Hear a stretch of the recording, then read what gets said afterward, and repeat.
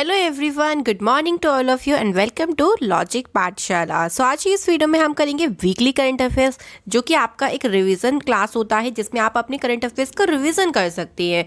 ठीक है, तो जो भी आप लोगों ने वीक में करंट अफेयर्स पढ़ा है उसका बहुत ही अच्छा रिवीजन आपका यहाँ पे हो जाएगा।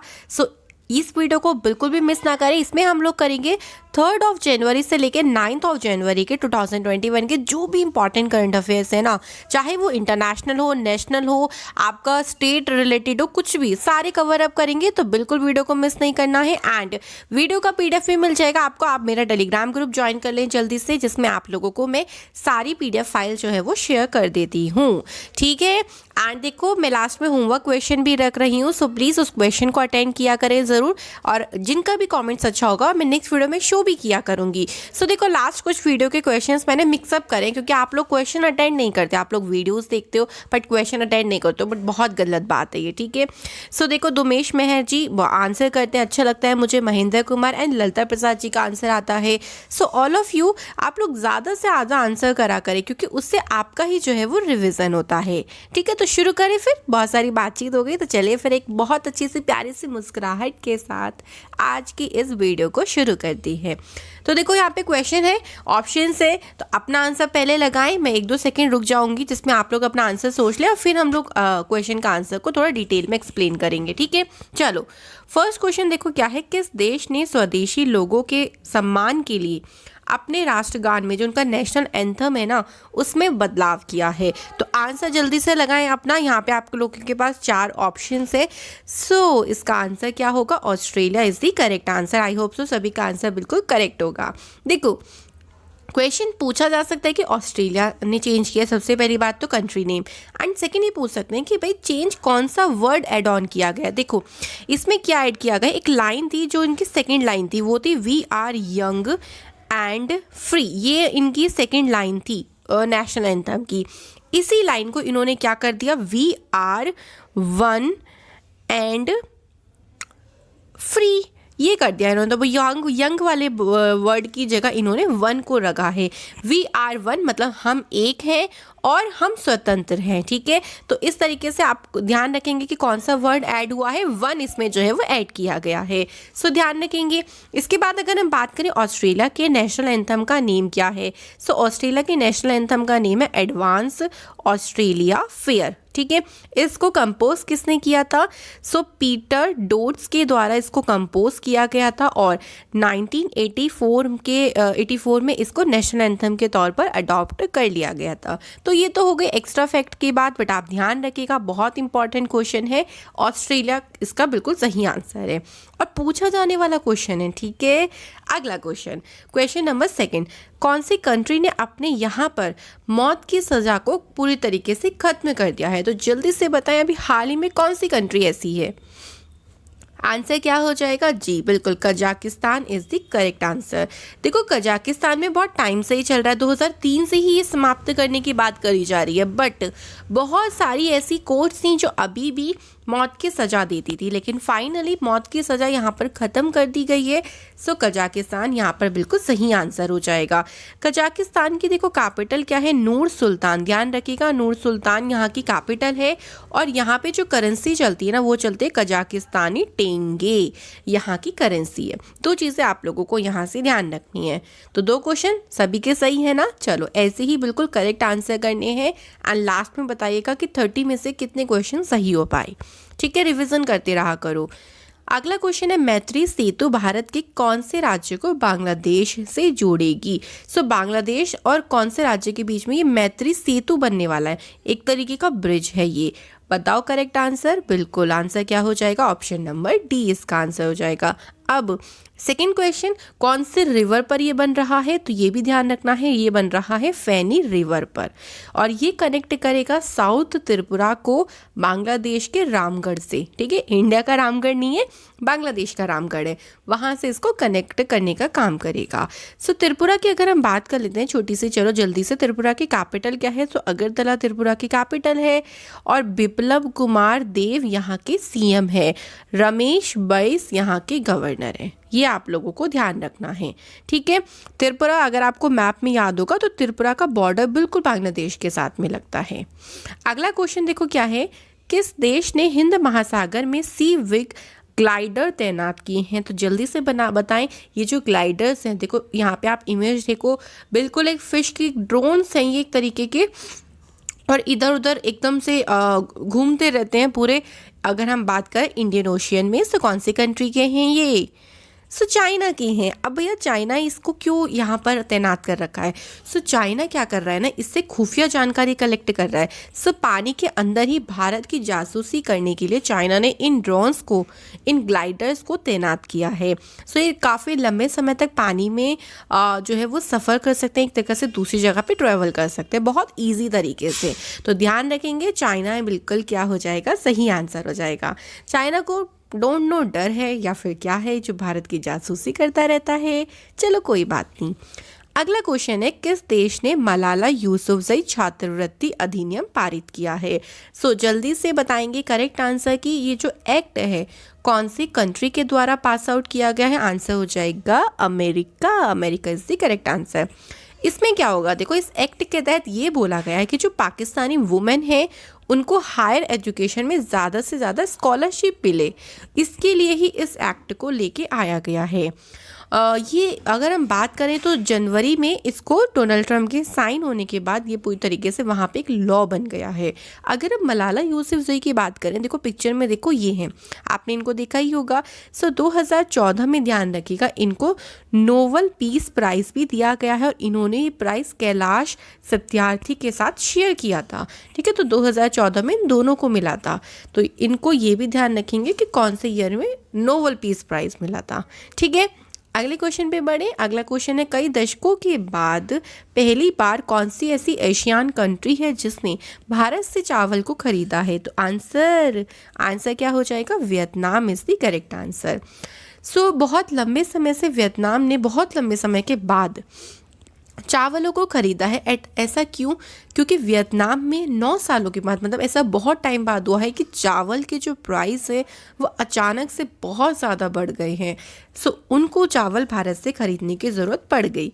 अब अगर हम बात करें एशियन कंट्री की, सबसे पहले इसकी फुल फॉर्म की बात क्या होती है? तो इसकी फुल फॉर्म देखो क्या है। इसकी फुल फॉर्म है association of south east Asian country. ठीक है, साउथ ईस्ट एशियन नेशंस इसकी जो है फुल फॉर्म है।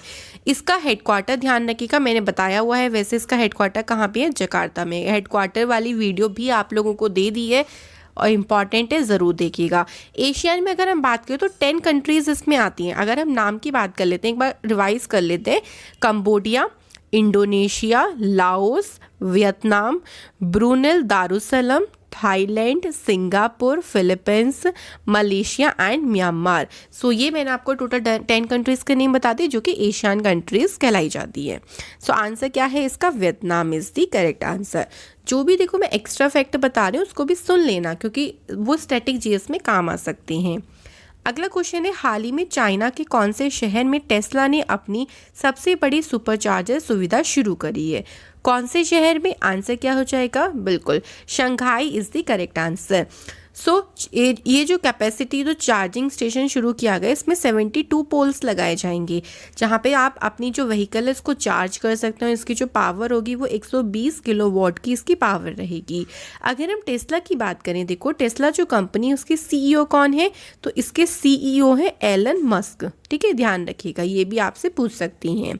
सो काफ़ी बड़ा सुपर स्टेशन है, सुपर चार्जिंग स्टेशन है, और इलेक्ट्रिक व्हीकल्स को प्रमोट करने के लिए, क्योंकि ज़्यादा से ज़्यादा इलेक्ट्रिक व्हीकल यूज़ करे जाए, इसके लिए ही चाइना में इसको खोला गया रहा है, और चाइना के भी शंघाई शहर में।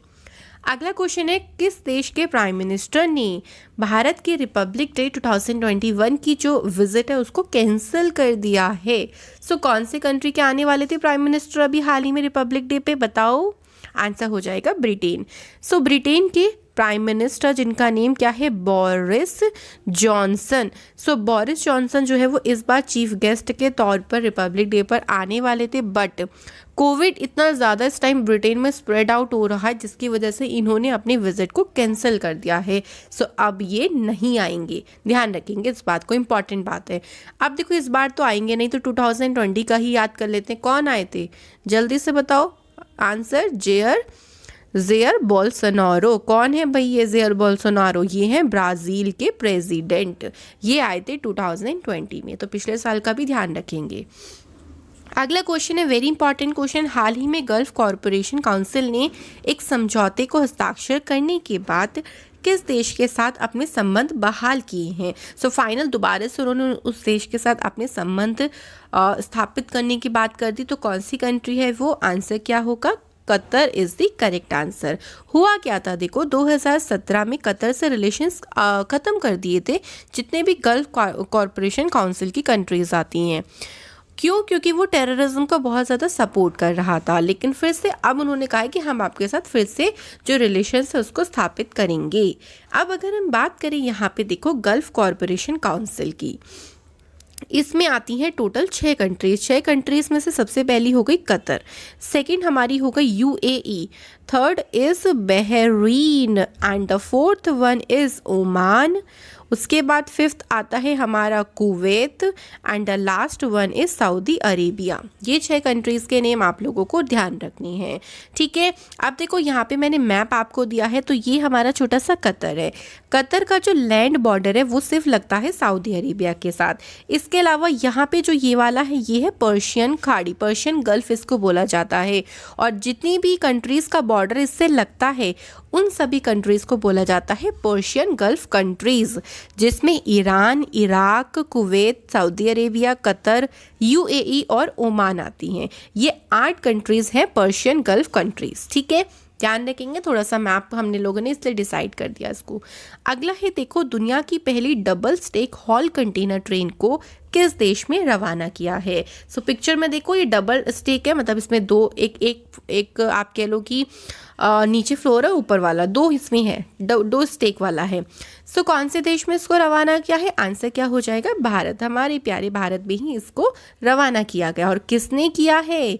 आंसर भी आपको बताना है। सो इसको नरेंद्र मोदी जी के द्वारा किया गया है, ठीक है। ये ट्रेन जो है वो 1.5 किलोमीटर लंबी है ये ट्रेन। वैसे तो लंबाई वगैरह के बारे में नहीं पूछते एग्जाम में। अगला क्वेश्चन है सत्यमेव जयते एक डिजिटल मीडिया साक्षरता कार्यक्रम है और इसकी घोषणा कौन सी गवर्नमेंट ने करी? जल्दी से आंसर लगाएंगे। देखो क्वेश्चन पढ़ते ही आपको आंसर आना चाहिए, तभी आपकी प्रैक्टिस बहुत अच्छी है, इसका मतलब करंट अफेयर्स की। आंसर क्या हो जाएगा? Kerala is the correct answer. आजकल क्या होता है ना, बहुत ज़्यादा आपने देखा होगा फेक न्यूज़ बहुत ज़्यादा बढ़ती चली जा रही हैं।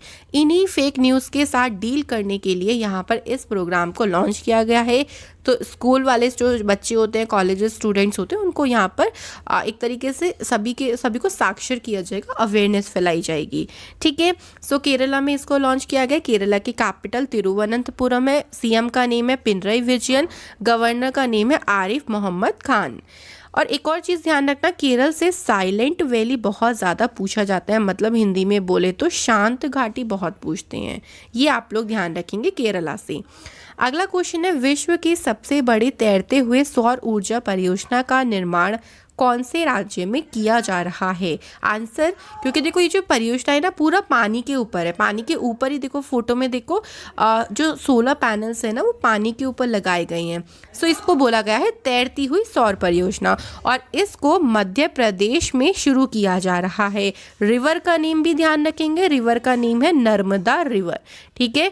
ये ध्यान रहेगा ना, नर्मदा रिवर पर इसको शुरू किया जा रहा है, ठीक है। तो बस स्टेट का नेम ध्यान रखेंगे और रिवर का। अगला क्वेश्चन है कौन सी स्टेट गवर्नमेंट ने कृषि संजीवनी वैन को शुरू करने की बात की है, जो कि फार्मर्स के लिए शुरू किया जाएगा? आंसर हो जाएगा कर्नाटका। इसमें देखो क्या होगा, जो फार्मर्स है उनको मिट्टी और वाटर के बारे में यहाँ पर अवेयरनेस फैलाई जाएगी। 40 वैन यहाँ पर शुरू करी गई हैं। इसके अलावा जो नई नई टेक्नोलॉजी आ रही हैं एग्रीकल्चर फील्ड में, किसानों को उन टेक्नोलॉजी के बारे में बताया जाएगा, उनको अपनाने में उनकी मदद करी जाएगी। सो कर्नाटका में इसको लॉन्च किया जाएगा। कर्नाटक की कैपिटल क्या है? कर्नाटका की कैपिटल बेंगलुरु है और बेंगलुरु में इसरो का हेडक्वार्टर है। सीएम का नेम है वीएस येदियुरप्पा और गवर्नर का नेम है वजुभाई वाला, यहाँ के गवर्नर हैं, ठीक है। रिपीट इसलिए करती हूँ बार बार सीएम और गवर्नर, ताकि आप लोगों को रिवाइज होकर याद हो सके। अगला क्वेश्चन है कौन से स्टेट के मुख्यमंत्री ने डिजिनेस्ट एप्लीकेशन को लॉन्च किया है? आंसर क्या हो जाएगा? Punjab is the correct answer. इस एप्लीकेशन से क्या होगा, देखो लोगों को यहाँ पर ना डिजिटलाइजेशन के बारे में बताया जाएगा और इसके अलावा जो पेमेंट एंड पब्लिसिटी के बीच में लोगों के बीच में ट्रांसपेरेंसी लेके आया जाएगा ताकि लोग धीरे धीरे करके डिजिटल की तरफ ज़्यादा से ज़्यादा बढ़ सकें। सो पंजाब यहाँ पर बिल्कुल करेक्ट आंसर होगा। अगला क्वेश्चन है, हाल ही में एलपीजी ग्राहकों के लिए मिस्ड कॉल सुविधा किसके द्वारा शुरू करी गई? जल्दी से बताएंगे आंसर क्या हो जाएगा। बिल्कुल Dharmendra Pradhan is the correct answer, जो कि हमारे यूनियन मिनिस्टर हैं पेट्रोलियम और नेचुरल गैस के। ये जो फैसिलिटी है इसको भुवनेश्वर में लॉन्च किया गया है, ध्यान रखेंगे। इसमें क्या होगा, जैसे आप जब भी एलपीजी कनेक्शन मतलब जब भी आप गैस के लिए बुकिंग करते हैं सो बस आपको एक सिंगल मिस कॉल देनी होगी, कोई आपसे कॉल का चार्ज नहीं लिया जाएगा, बस एक मिस कॉल मार देंगे तो आपकी गैस की बुकिंग हो जाएगी। तो इसे ही बोला गया है मिस्ड कॉल सुविधा। तो ध्यान रहेंगे धर्मेंद्र प्रधान जी ने शुरू किया है। अगला क्वेश्चन है, हाल ही में यूएनएससी के गैर सदस्य मतलब नॉन परमानेंट मेंबर के रूप में किस कंट्री को 2 साल के लिए चुना गया है? यूएनएससी का मतलब क्या होता है, देखो यूनाइटेड नेशन सिक्योरिटी काउंसिल।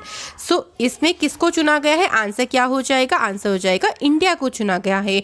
और इंडिया जो है वो 8वीं बार जो है वो नॉन परमानेंट मेंबर के लिए चुनी गई है, ये भी ध्यान रखेंगे आप लोग। अब देखो इसमें अगर हम परमानेंट मेंबर्स की बात करें तो 5 होते हैं परमानेंट मेंबर, जिसमें कौन कौन है? चाइना है, फ्रांस है, रशिया, यूनाइटेड किंगडम और United states of America.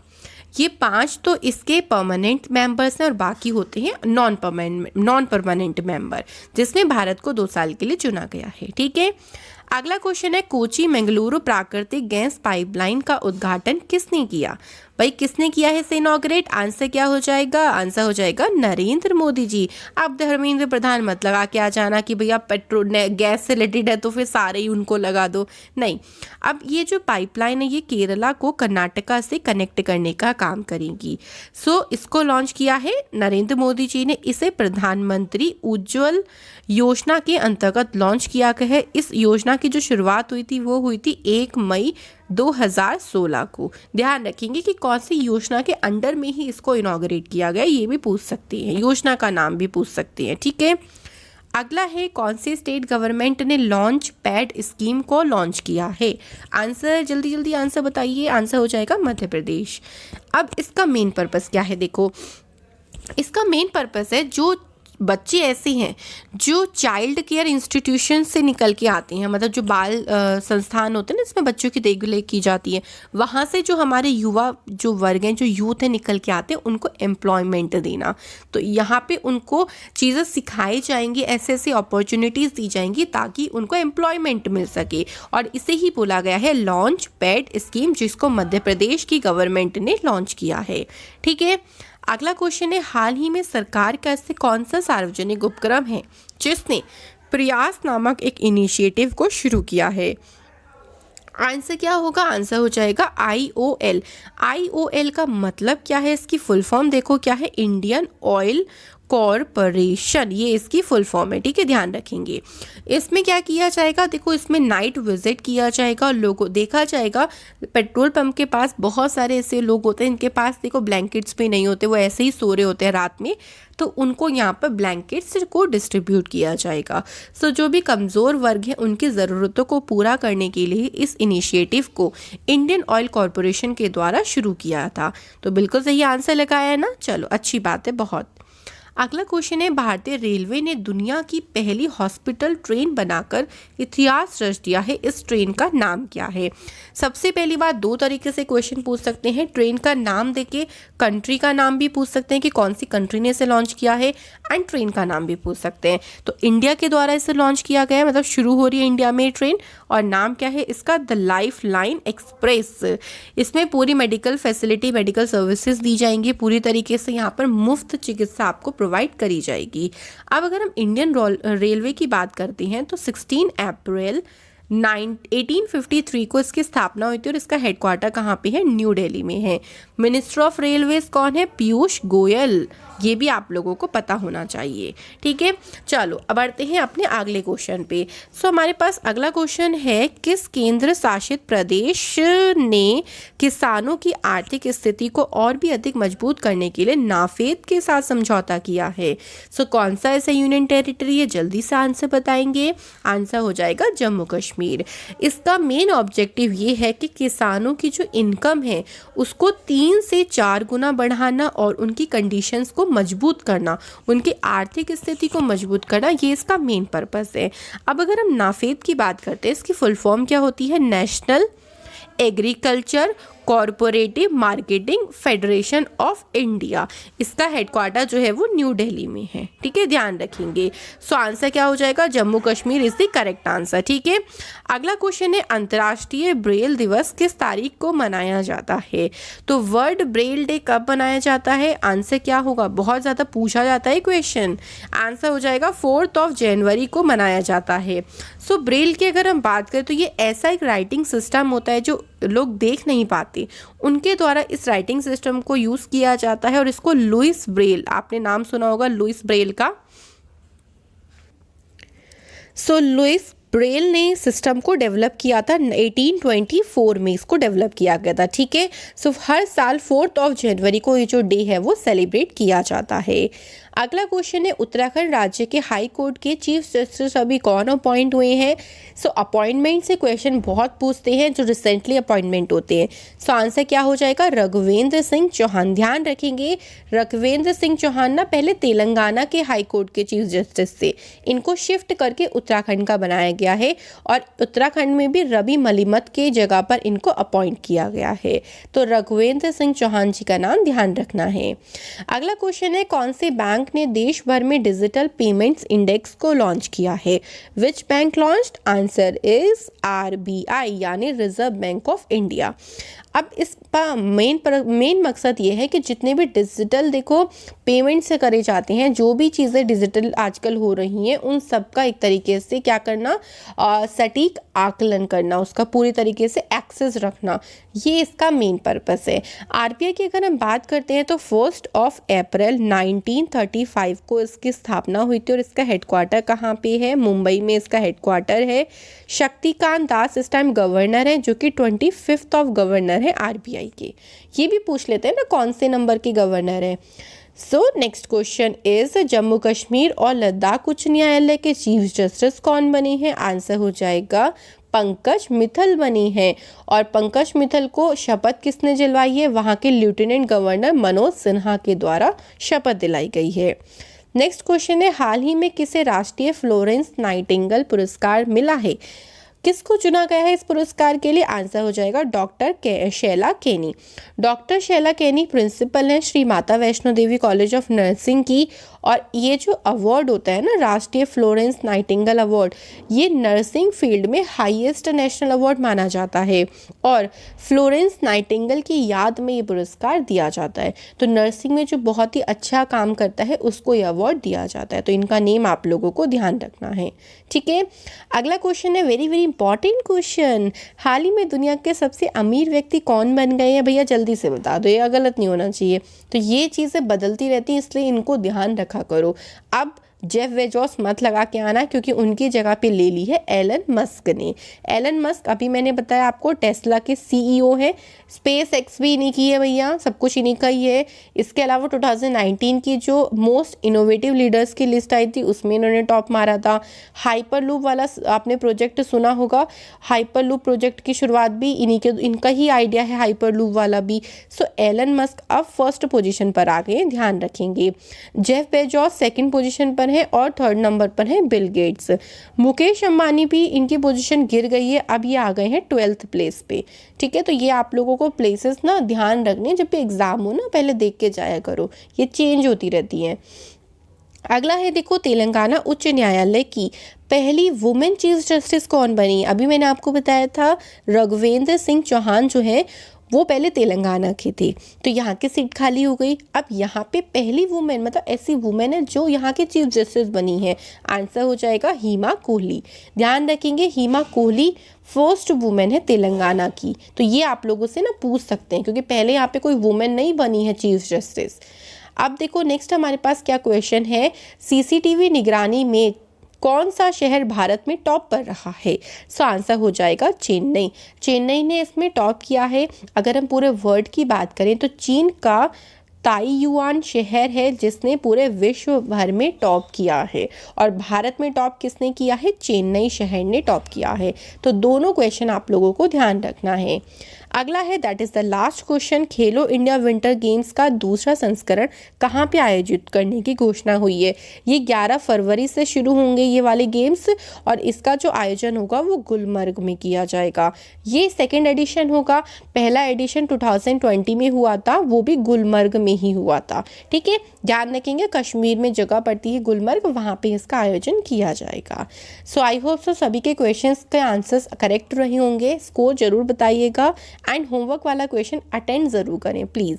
First question देखो क्या है, कौन सी कंट्री ने 2030 तक लकड़ी के बने दुनिया का पहला उपग्रह विकसित करने की घोषणा कर दी?